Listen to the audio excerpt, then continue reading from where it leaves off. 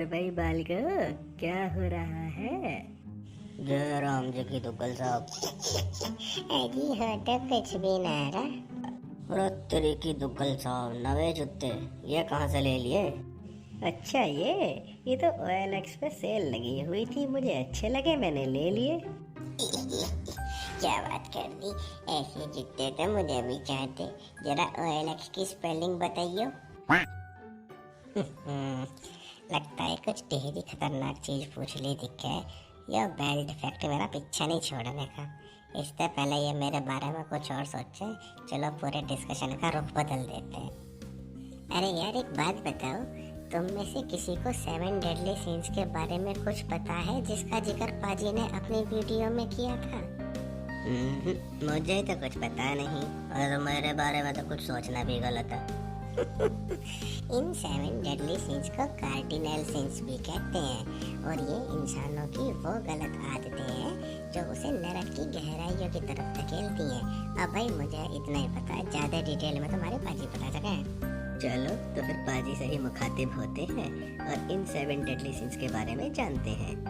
अगर आपने अभी तक लूसीफर वाली वीडियो नहीं देखी है तो ऊपर आई बटन में उसका लिंक है, please do watch that. A few moments later. पाजी नमस्कार। नमस्कार पाजी। जय राम जी की भाई, और बताओ क्या हाल है? पाजी, ये लोग 7 डेडली सिंस के बारे में जानना चाह रहे थे जिसका जिक्र आपने वीडियो में करा था। काफी अच्छा सवाल है ये। 7 डेडली सिंस को अक्षम्य अपराध भी कहा जाता है, जिनसे हमारी आफ्टर लाइफ बहुत प्रभावित होती है। तो ठीक है, आज इसके बारे में आप सभी को विस्तार से बताऊंगा। सबसे पहले आता है प्राइड, जिसका मतलब होता है घमंड।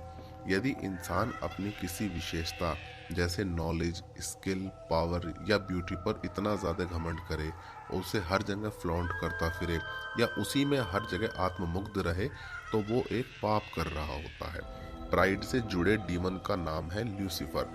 अब अगर आपने ल्यूसीफर वाली वीडियो देखी होगी तो आप जानते ही होंगे कि ल्यूसीफर को अपनी विशेषताओं पर कितना घमंड था, और इसी के कारण उसे स्वर्ग से निकाल भी दिया गया।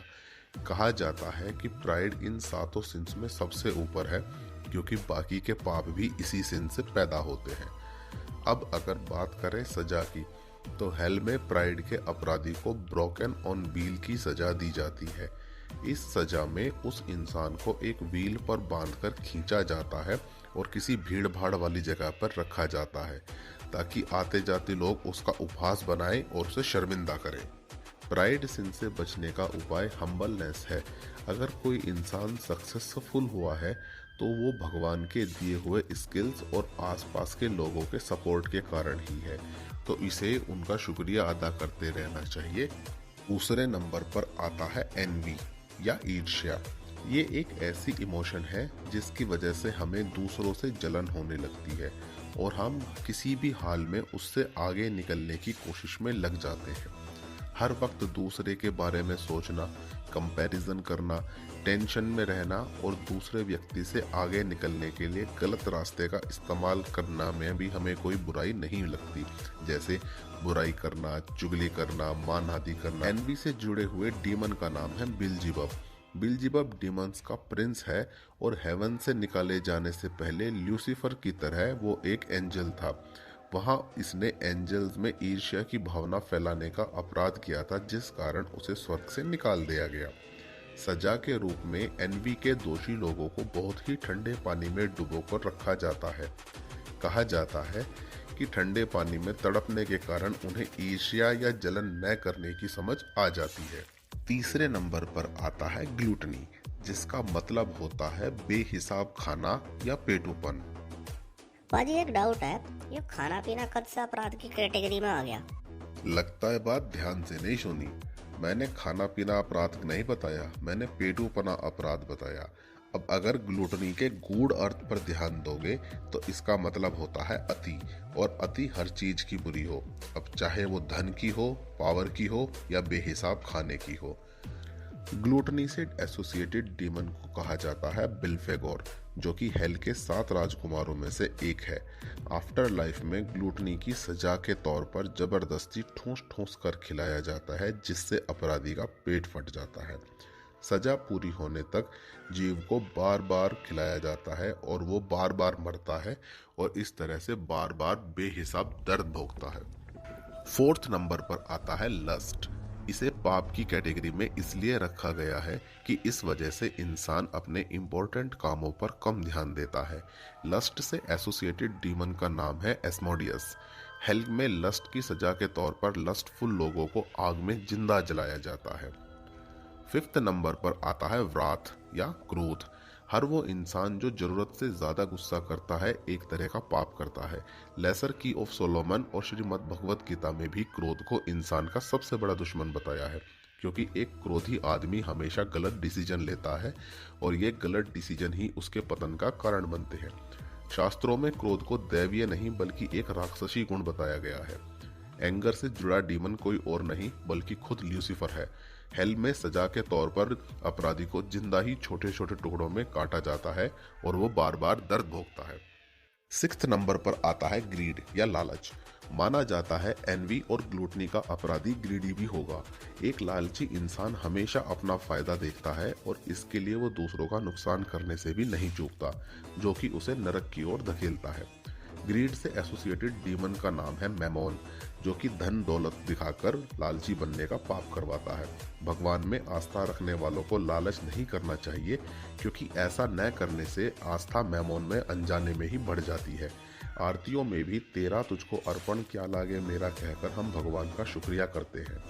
कई बार मंदिरों पूजा घरों में जाकर हमसे अनजाने में पाप हो जाते हैं जब हम चंद रुपयों का प्रसाद चढ़ाकर उससे ज्यादा की चीज की कामना करते हैं कि हे भगवान हमारा ये काम हो जाए तो मैं ब्ला ब्ला व्रत करूंगी या 125 रुपये का प्रसाद चढ़ाऊंगा। ऐसे में हम एक पाप करते हैं जिन्हें भगवत अपराध भी कहा जाता है। लालची आदमी को नर्क में गर्म तेल के खोलते कड़ाहों में उबाला जाता है और ये प्रोसेस उसकी सजा पूरी होने तक नॉन स्टॉप चलता रहता है। 7वें और आखिरी नंबर पर आता है स्लॉथ या आलस करना। पुरुषार्थ की दृष्टि से इसे सबसे बुरा माना जाता है, क्योंकि आलसी आदमी अपने जीवन में कुछ भी अचीव नहीं कर पाता और अपने परिवार, दोस्त, भगवान या किस्मत को दोष देता रहता है। स्लॉथ से जुड़े डीमन का नाम है एबेडोन और बाइबल में इसे गॉड ऑफ डिस्ट्रक्शन भी कहा जाता है। एक आलसी आदमी को सजा के तौर पर नरक में सांपों से भरे कुएं में फेंकने की सजा दी जाती है। सांपों के काटने से उसका शरीर लकवाग्रस्त होकर धीरे धीरे गलता रहता है और स्लॉथ का अपराधी अपनी पापों की सजा लंबे समय तक भोगता है। ये तो काफ़ी दिक्कत वाली बात हो गई पाजी, क्योंकि मुझे तो नहीं लगता कि प्रेजेंट वर्ल्ड में आज कोई भी आदमी इन 7 में से किसी न किसी सिन से तो ज़रूर ही पीड़ित है। ऐसी कोई ना कोई फीलिंग तो उसके अंदर ज़रूर ही है। सही बात है। तभी तो इसका नाम कलयुग है भाई। आपने स्टार्टिंग में ही कहा था कि क्रिश्चियनिटी की होली बुक्स में इनका जिक्र मिलता है। आपने बार बार बाइबल और लेसर की ऑफ सोलोमन का जिक्र किया, तो क्या हमारे हिंदू धर्म में इन पापों से जुड़ी कोई किताब नहीं है क्या? ऐसा किसने कह दिया कि हमारी होली बुक्स में इनका जिक्र नहीं है? हमारी किताबों में इनका डिटेल्ड वर्णन मिलता है, जिन्हें पंच कलेश और षट विकार के नाम से जानते हैं।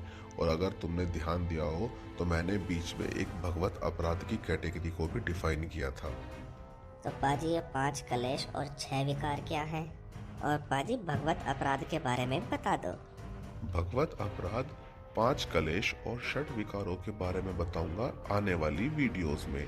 यदि आपने इस वीडियो में कुछ नया और इंफॉर्मेटिव जाना हो, so please do subscribe our channel and share as much as you can. Thank you.